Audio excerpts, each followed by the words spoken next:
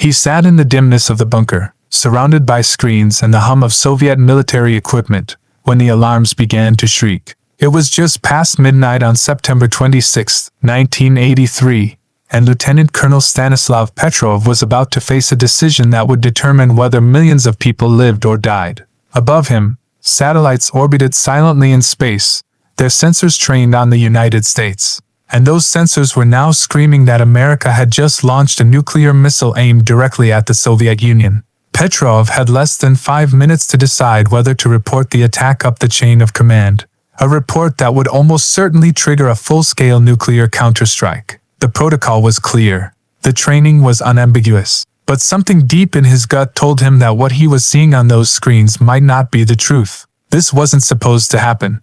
Not tonight. Not ever really. But especially not tonight. The world in 1983 was already balanced on a knife's edge, with tensions between the United States and the Soviet Union at their highest point since the Cuban Missile Crisis 2 decades earlier.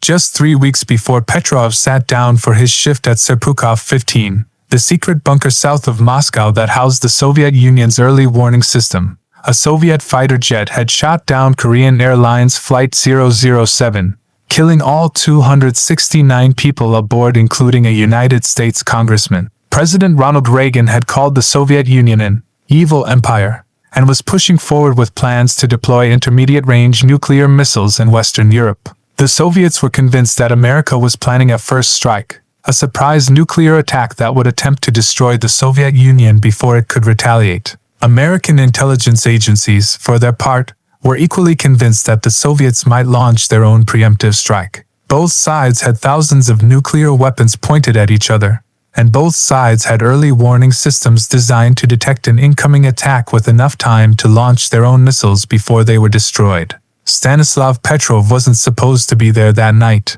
He was filling in for a colleague, a twist of fate that would prove to be one of the most consequential scheduling changes in human history.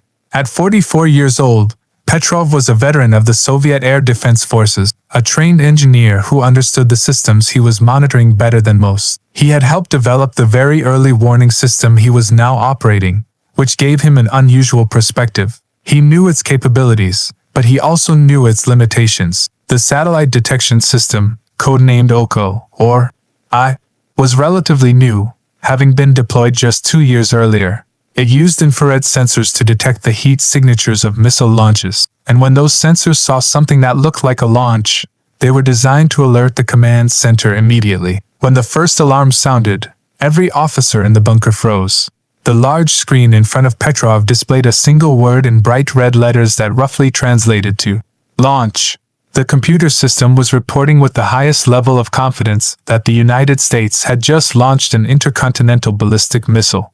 The protocol in such situations was crystal clear. Petrov was required to immediately pick up the phone and report the attack to his superiors at Soviet military headquarters. Once that report was made, it would travel up the chain of command to the Soviet leadership, who would have only minutes to decide whether to order a retaliatory strike. The entire Soviet nuclear strategy was based on the concept of launch on warning, meaning they would launch their own missiles the moment they detected an incoming attack, rather than wait to see if the missiles actually struck Soviet territory. Waiting for confirmation of an actual strike would mean waiting for your own missiles to be destroyed in their silos, along with the command centers needed to launch them. In the terrifying logic of nuclear warfare, you had to shoot first once you knew you'd been shot at, or risk losing the ability to shoot at all. Petrov stared at the screen. One missile. The United States had supposedly launched a single intercontinental ballistic missile at the Soviet Union, and that, more than anything else, struck him as wrong. He had studied American nuclear strategy. Everyone in his position had. The Americans had thousands of nuclear weapons, and their war plans called for launching hundreds of missiles simultaneously in the event of nuclear war. The doctrine was called mutually assured destruction, for a reason. Both sides knew that if nuclear war began, it would be total. Cities would be vaporized, tens of millions would die in the initial strikes, and nuclear winter might follow, potentially ending human civilization as we know it. So if the Americans were actually launching a first strike, they wouldn't send just one missile. They would send everything they had, attempting to destroy Soviet command and control, nuclear silos, military bases, and major cities all at once. A single missile made no strategic sense. But Petrov also knew that he could be wrong. Perhaps this was just the first missile, and more would appear on the screens in seconds. Perhaps American strategy had changed. Perhaps the satellite had detected one missile and the others simply hadn't been picked up yet. The technology was new. There could be gaps in coverage, and if he dismissed this warning as a false alarm and it turned out to be real, he would be responsible for allowing the Soviet Union to be destroyed without defending itself. The weight of that responsibility pressed down on him like a physical force. Around him, other officers were shouting, pointing at screens, waiting for his decision. Someone was yelling that they needed to call headquarters immediately. The alarm continued to wail. Petrov picked up the phone to headquarters, and when they answered, he reported the alert as a system malfunction. Not an attack, a false alarm. He was guessing, and he knew it. He had no definitive proof that the satellite was wrong, but his intuition, his knowledge of both the technology and American nuclear strategy, told him this couldn't be real. He hung up the phone, his hand shaking slightly, and waited to see if he had just made the biggest mistake in human history, or the most important correct decision anyone had ever made. Then the screen flashed again. A second missile. The system was now reporting that the United States had launched 2 intercontinental ballistic missiles at the Soviet Union. Petrov felt his stomach drop. Could he have been wrong? Were more missiles about to appear? The officers around him were in near panic now, shouting that they needed to report this immediately, that the Americans were attacking. The minutes ticked by like hours, and then a third missile appeared on the screen, then a fourth, then a fifth. 5 missiles total, the satellites reported, all heading towards Soviet territory. 5 missiles was still far too few to be a real first strike, but it was also far too many to be a coincidence. What was happening? Petrov's mind raced through the possibilities. Could the Americans be testing Soviet responses? Could this be some kind of limited strike? But none of it made sense. He thought about the satellite system itself, about how the infrared sensors worked, about what could possibly cause them to report missile launches that weren't real. And suddenly he remembered something. The satellites detected the heat signature of rocket exhaust against the cold background of space and the Earth below. But what if they were seeing something else? What if they were seeing sunlight reflecting off clouds in just the right way to create a heat signature that looked like a missile launch? The timing was right. The sun was at an angle where it might reflect off high-altitude clouds over the United States in a way that could fool the sensors. It was possible. It was more than possible. It was probable. But he still couldn't be certain. Petrov made the decision again. He reported the alerts as system malfunctions. 5 times he reported false alarms. 5 times he chose to trust his analysis over the computers, to believe that the machines were wrong and he was right. If he was correct, nothing would happen. If he was wrong, Soviet cities would soon be vaporized by American nuclear weapons, and it would be his fault for failing to warn his superiors in time to launch a counterstrike. 23 minutes passed. In those 23 minutes, if the missiles had been real, they would have reached their targets. Soviet cities should have been burning, but nothing happened. The satellites continued to track the supposed missiles, but ground-based radar, which should have picked up the missiles as they approached Soviet airspace, showed nothing. There were no missiles. There had never been any missiles. The satellite system had malfunctioned exactly as Petrov had suspected, mistaking sunlight reflecting off clouds for the heat signature of rocket launches. Stanislav Petrov had been right.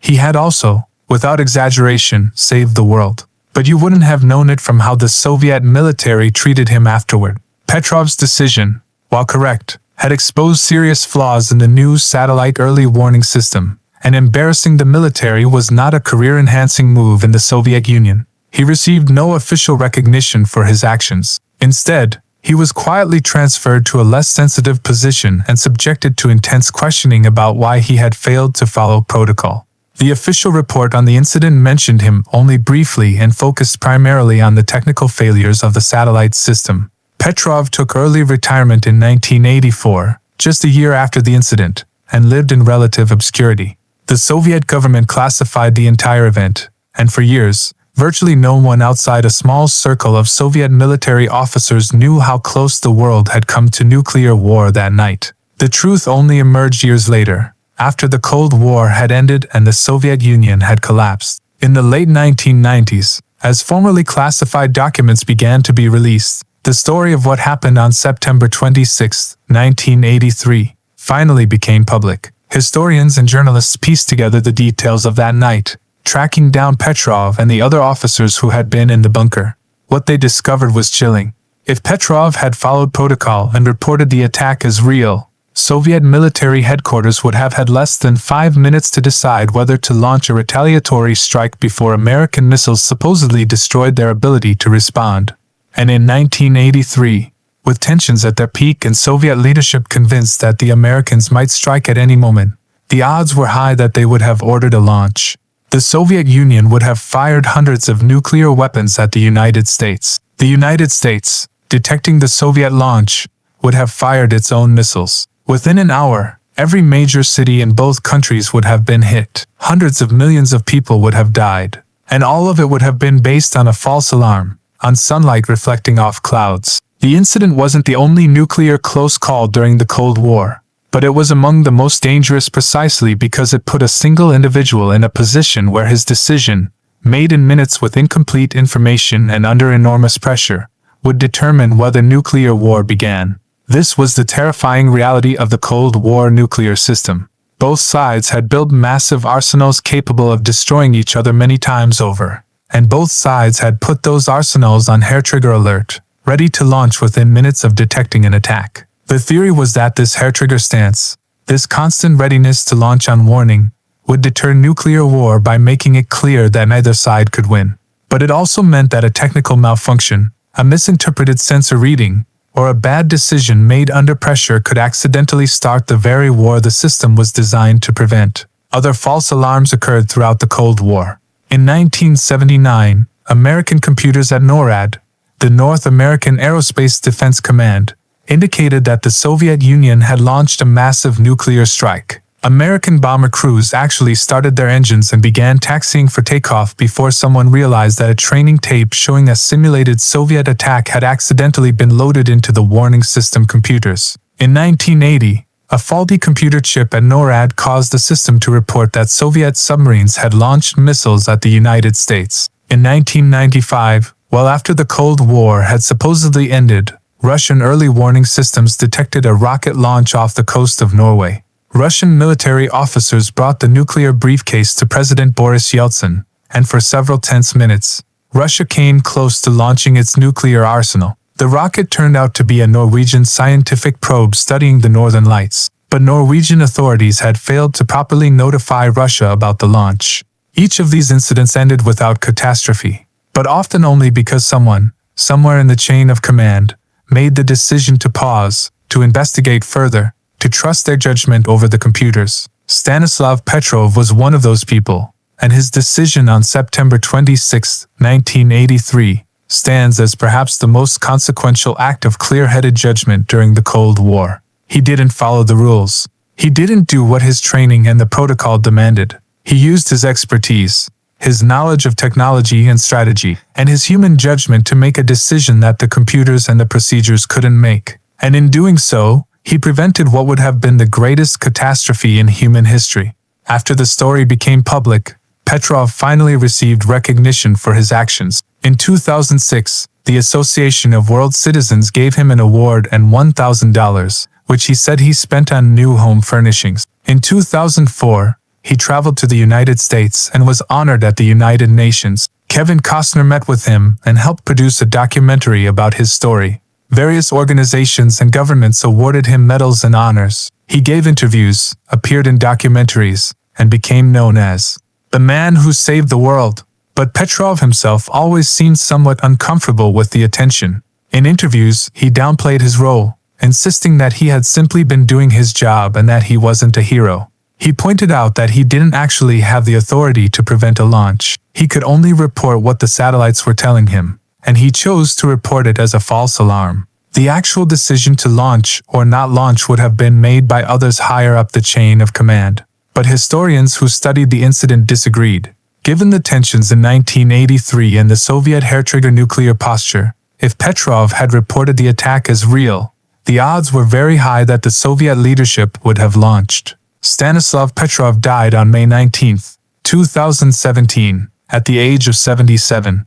News of his death didn't become public until several months later. He died in relative poverty in a small town outside Moscow, living on a modest pension. His obituaries called him the man who saved the world, and the story of what he did on that September night in 1983 was told and retold as an example of how close humanity had come to destroying itself during the Cold War. But the story is also a warning, because the basic dynamics that made the September 26th incident possible still exist today. The United States and Russia still have thousands of nuclear weapons, many of them on high alert and ready to launch quickly. Early warning systems are more sophisticated now, but they're also more complex, with more potential points of failure. And the fundamental problem remains: nuclear strategy still requires making decisions about launching weapons of unimaginable destructive power in just a few minutes, based on information that might be incomplete or wrong. The world changed after the Cold War ended. The existential terror of nuclear annihilation that defined the Cold War era faded from public consciousness. New generations grew up without regular nuclear attack drills, without the fear that at any moment sirens might sound and missiles might fly. But the weapons are still there. The systems are still on alert. And we still depend on people like Stanislav Petrov, people in bunkers and command centers around the world, to make the right decision if their computers tell them that nuclear war has begun.